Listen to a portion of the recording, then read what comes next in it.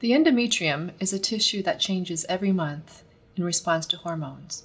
Hormone imbalance can prevent embryo attachment and also cause diseases like cancer. Our protocol rebuilds the endometrium so that it can be studied outside of the woman's body in a physiological way.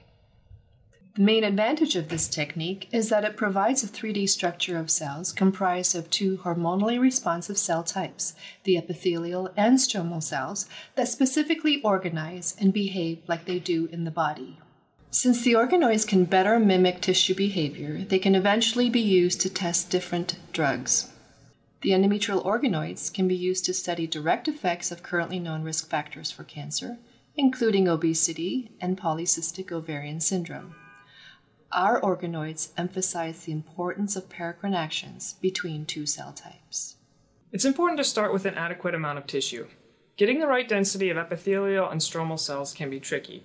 Also, the organoids are quite small and can be difficult to visualize with IHC staining. Visualization of this procedure is important because there are some steps that will be much easier to understand after seeing them. These include getting the right tissue layer of the uterus, getting the right density of cells to combine, and seeding the agarose molds.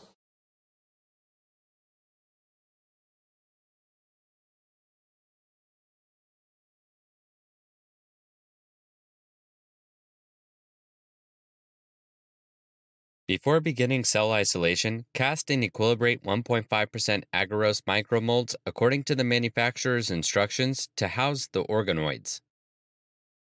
In a biosafety cabinet, use aseptic techniques to prepare an enzyme solution at 37 degrees Celsius.